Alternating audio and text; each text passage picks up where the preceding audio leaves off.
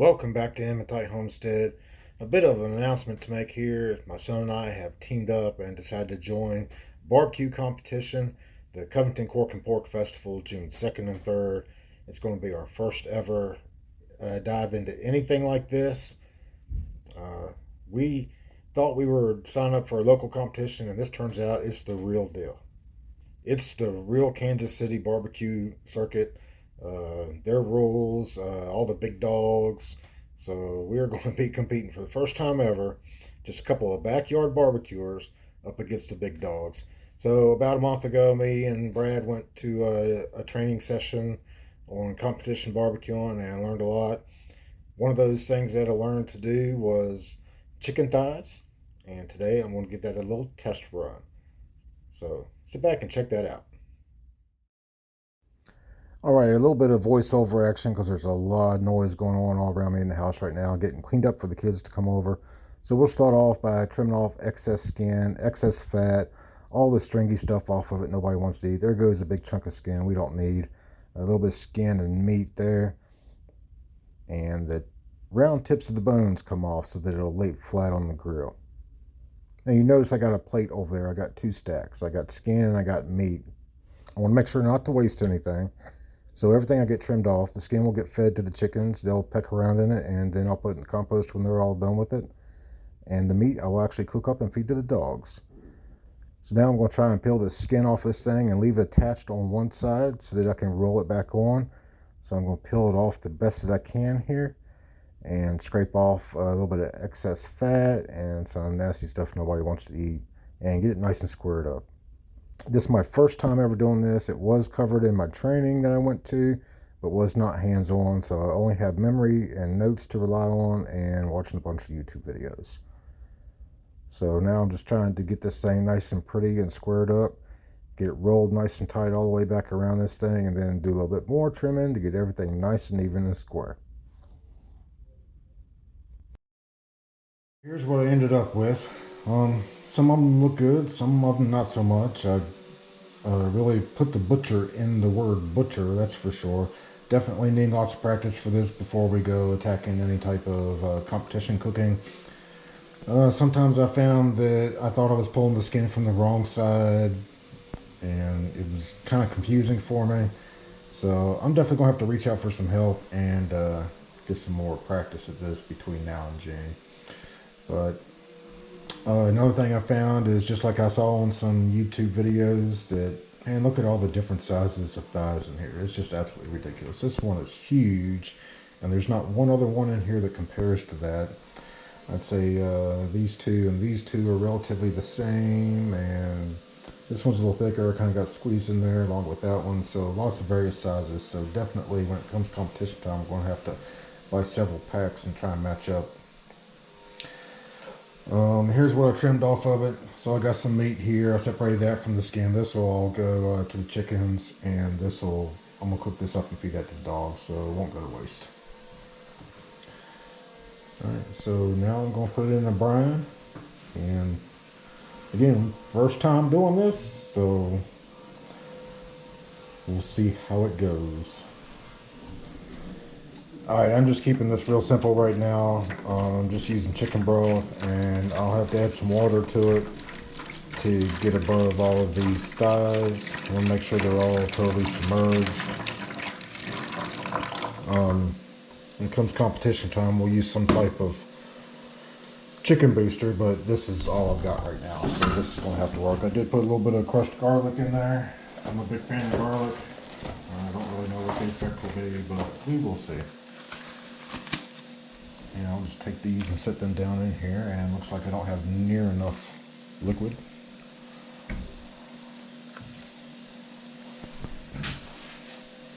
One thing I noticed while I was trimming these things up, I need to sharpen my knife.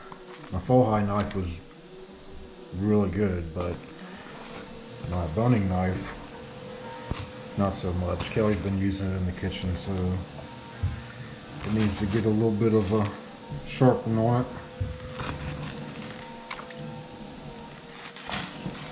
Alright, again, real simple brine here. This is all I have. Just Trying to get some experience and some learning, writing everything down so I can go back and make adjustments later. And looks like I'm not going to have to add much water, but I want just enough water just to barely cover it up. This is going to go in the fridge for about 4 hours. Probably like 5 or 6 hours, but I don't have that kind of time today. So 4 hours it's going to be. And here we go. All right, nothing special here. About 3.5 hours later, I wanted to go longer, but I was running out of time.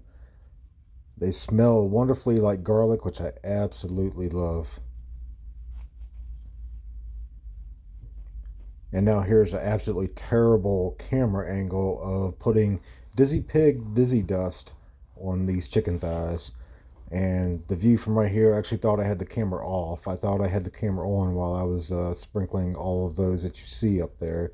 And when I got the camera, I moved the camera out of my way. And when I thought I was turning it off, I was actually turning it on. So missed all that, and my apologies for that.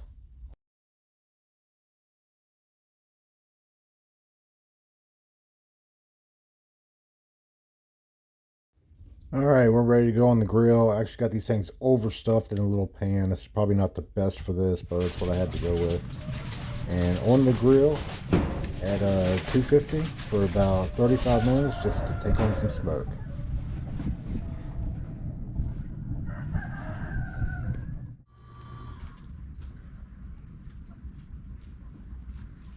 All right, so after they've taken a little bit of smoke, a whole stick of butter stuffed between each thigh and around the edges, just trying to get it all in there as much as I can. This will get covered up, put back on the grill, and cooked until I get an internal temperature of 196. And I have a temperature probe in the largest of the thighs.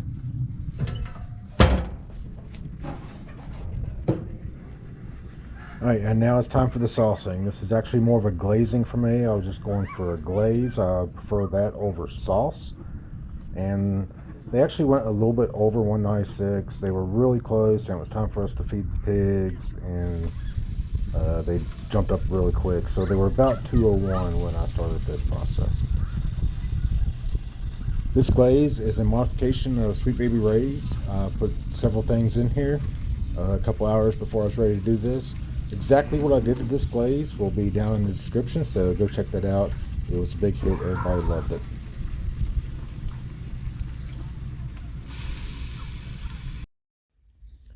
All right, these will go back on the grill for a half an hour, and that's basically all I'm trying to do here is get the glaze get a little bit sticky, a little bit tacky.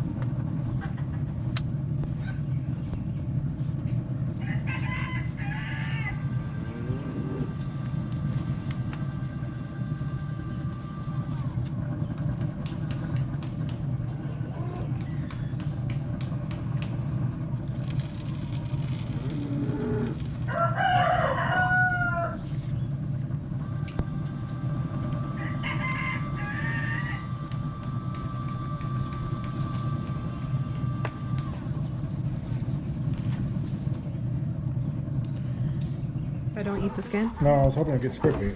I'm not even going to eat it. The chicken itself tastes pretty good. Yeah, it looks good.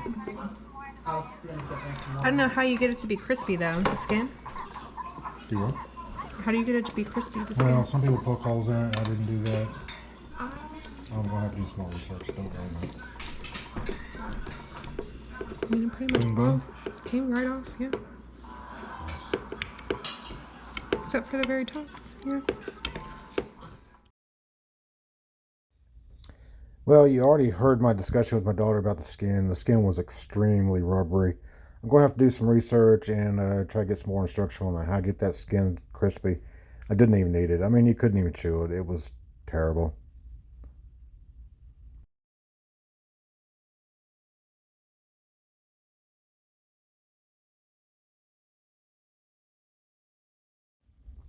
But on the good side, I absolutely loved the collar of this chicken. I loved how tender it was, how juicy it was. The flavor was amazing. That Dizzy Pig, Dizzy Dust is really good. I love it on everything, and it's great on chicken.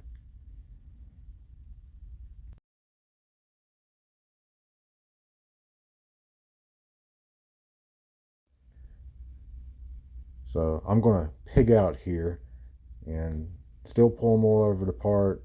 Again, I just absolutely loved how tender and juicy this was. Let's see what everybody else thought about it. All right, who wants to go first? Oh, no thank you. Not while I'm eating. Are you putting it on YouTube? Yeah. Oh, Charlotte, what do you think?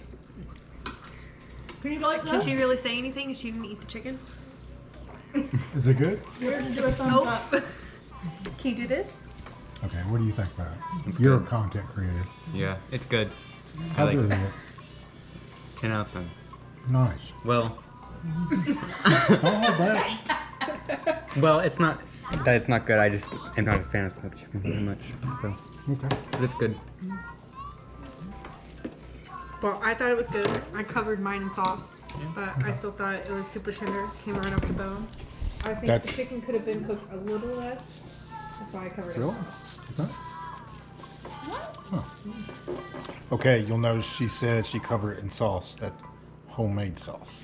Do you like the sauce? Yeah, I the sauce do. is so I thought good. the sauce was really good. He Yeah. had me taste test it on the stove, and I was like,